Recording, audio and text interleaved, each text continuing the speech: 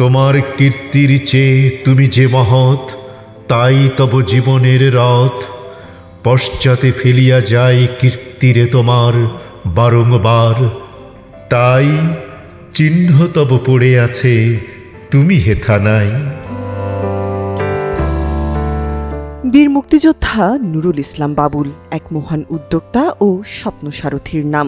বাংলাদেশের শিল্প উন্নয়নে এক অনবদ্য আইকন। দেশের শীর্ষস্থানীয় বাণিজ্যিক প্রতিষ্ঠান যমুনা গ্রুপ, দৈনিক যুগান্তর, যমুনা টিভি ও দক্ষিণ এশিয়ার সর্ববৃহৎ শপিং মল যমুনা ফিউচার পার্কের স্বপ্নদ্রষ্টা।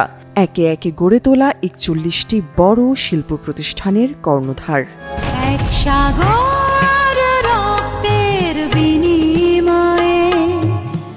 নুরুল ইসলাম ১৯৭১ সালে দীর্ঘ ৯ মাস লড়াই সংগ্রাম করে ছিনিয়ে এনেছিলেন গৌরবময় স্বাধীনতা, কিন্তু এখানেই থেমে থাকেননি তিনি। যুদ্ধোত্তর বাংলাদেশ দেশমাতৃকার অর্থনৈতিক মুক্তি অর্জনের জন্য গভীর দেশপ্রেম নিয়ে বিভিন্ন শিল্প প্রতিষ্ঠান গড়ে তোলার সাধনায় নিয়োজিত হন। আর এসব প্রতিষ্ঠানের প্রতিটি সংশ্লিষ্ট বিভাগে সেরার কর্তৃত্ব অর্জন করেছে, দেশের মুখ উজ্জ্বল করেছে, অর্থনৈতিক স্বাবলম্বী হবার মাইলফলক হিসেবে বিবেচিত হয়েছে। যমুনা গ্রুপের মাধ্যমে প্রত্যক্ষ ও পরোক্ষভাবে লাখ লাখ মানুষের কর্মসংস্থান করেছেন তিনি। আমরা কিন্তু এই পৃথিবীতে এসেছি খালি হাতে।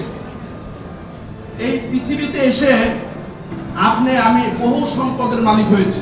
আমি বিশ্বাস করি যে আমার যখন জন্ম হয়েছে, মৃত্যু আবার হবে। আমি এই সম্পদ রেখে যেতে হবে খালি হাতে।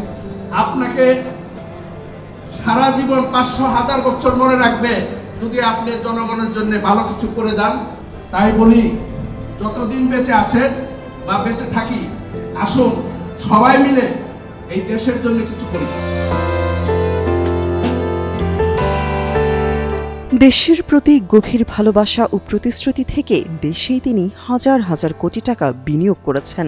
এসব উদ্যোগ সফল করতে বিভিন্ন ব্যাংক থেকে ঋণ নিয়েছেন ঠিকই, কিন্তু কখনো ঋণ খেলাপি ছিলেন না। এমনকি মৃত্যুকালেও তিনি ১ টাকা খেলাপি ঋণ রেখে যাননি। কোনোদিন বিদেশে কোনো টাকা পাচার করেননি। এসব সাফল্য যমুনা পরিবারকে সমাজে সুপ্রতিষ্ঠিত করেছে। নুরুল ইসলাম বাবুল অসম্ভব দূরদৃষ্টি সম্পন্ন মানুষ। অনেক লং দেখতেন, উনি মানুষের কথা রাখতেন। যাকে যেই কথা দিতেন ঠিক সে কথা রাখতেন। ওনার এই সংগ্রামী জীবন তখনই সার্থক হবে, আমরা যারা বেঁচে আছি তাদের উচিত ওনার প্রত্যেকটা ভালো কাজ অনুসরণ করা। নুরুল ইসলাম বাবুলকে যারা ফলো করবে তারা জীবনে সফল হবেই হবে ইনশাল্লাহ। কারণ এই মানুষটা কখনো ফাঁকি দেন না, নিজেকে ফাঁকি দেন না। যে ১টি টাকা বিদেশে পাচার করে নাই, ব্যাংক থেকে ঋণ নিয়েছে, ঋণ খেলাপি হয় নাই। আমারও গর্বে বুক ভরে যায় যখন কোনো ব্যাংকার বলে, সচিব বলে, এনবিআর কর্মকর্তারা বলে যে আপনাদের কিন্তু কোনো ঋণ খেলাপি নাই। নুরুল ইসলাম কখনো সাহস হারাননি, কোনো পরিস্থিতিতেই ভেঙে পড়েননি। সবসময় ঘুরে দাঁড়িয়েছেন সব প্রতিকূলতাকে জয় করে। সবার জন্য বস্তুনিষ্ঠ সংবাদ প্রবাহ নিশ্চিত করতে তার বলিষ্ঠ পদক্ষেপের নাম দৈনিক যুগান্তর এবং যমুনা টেলিভিশন।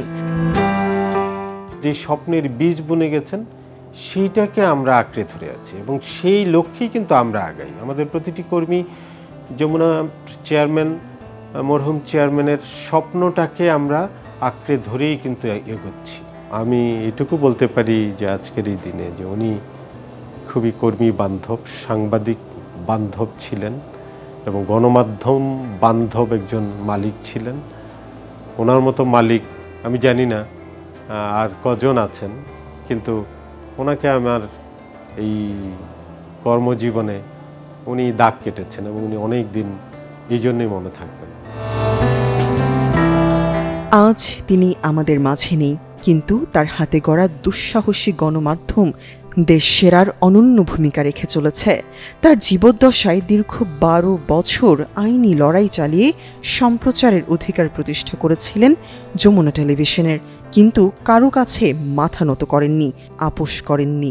একজন মুক্তিযোদ্ধা হিসেবে দেশমাতৃকাকে স্বাধীন করার জন্য তিনি যে অবিস্মরণীয় ভূমিকা পালন করে গেছেন, সেই ভূমিকাটুকু পালন করেও যদি তিনি কাজ বন্ধ রাখতেন, আর কোনো কিছু না করতেন, তাহলেও তার মহিমা কোনো ম্লান হতো না। কিন্তু তা না করে তিনি একটি দরিদ্র, লাঞ্ছিত, অভাবপীড়িত, শোষিত, বঞ্চিত একটি জনগোষ্ঠীর সামনে অনেকটা ত্রাতার মতো আবির্ভূত হন।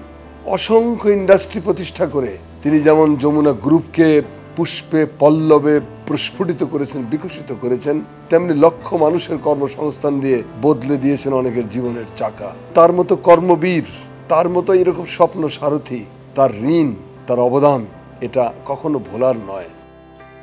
নুরুল ইসলামের দক্ষতায় যমুনা গ্রুপ আজ বহুমাত্রিক পণ্য পরিসীমার জন্য বহুজাতিক প্রতিষ্ঠান হিসেবে সুপ্রতিষ্ঠিত। টেক্সটাইল থেকে আবাসন, ইলেকট্রনিক্স, যমুনা ফিচার পার্কের খ্যাতি এখন এশিয়া জুড়ে। গত 50 বছরে বৈদ্যুতিক, ইঞ্জিনিয়ারিং, রাসায়নিক, চামড়া, গার্মেন্টস ও টেক্সটাইল সহ স্পিনিং, বুনন ও রঞ্জন, কসমেটিক্স, বেভারেজ, আবাসন, হাউজিং, প্রিন্ট এবং ইলেকট্রনিক মিডিয়া খাতে অর্থ বিনিয়োগ করেছে যমুনা গ্রুপ। নিজের বিশ্বাসটাকে তিনি প্রাধান্য দিতেন। কিভাবে সে বিশ্বাস করত? যে আমার কাছ থেকে এতগুলি টাকা আসতে, এটা যদি আমি এখনই উল্লাস করে শেষ করে দেই, তাহলে কিন্তু আমি আর উপরে উঠতে পারবো না।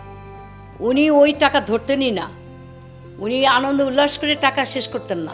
উনি জানতেন যে আমার যে আয়ের যে টাকাটা, এটা দিয়ে আমি আরও কিছু আগাবো। উনি আয়ের টাকাটা দিয়ে উল্লাস করে ফকির হতেন না।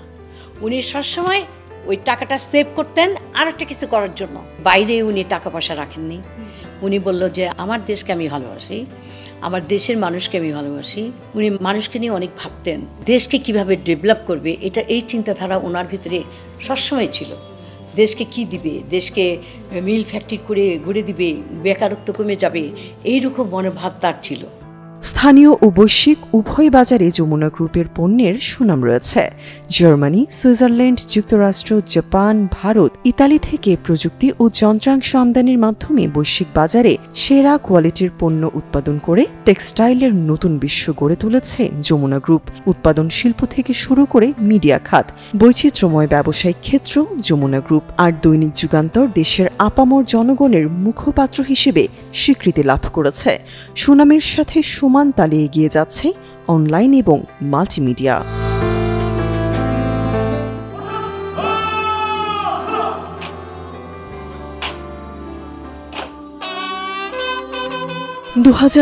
সালের 14 জুন প্রাণঘাতী করোনায় আক্রান্ত হন নুরুল ইসলাম।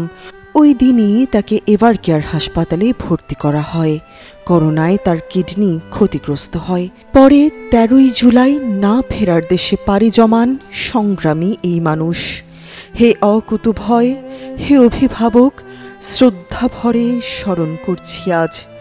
জুলাই বিপ্লবের রক্তে রাঙা আজকের বাংলাদেশ থেকে আপনাকে জানাই অন্তর উজাড় করা লাল সালাম।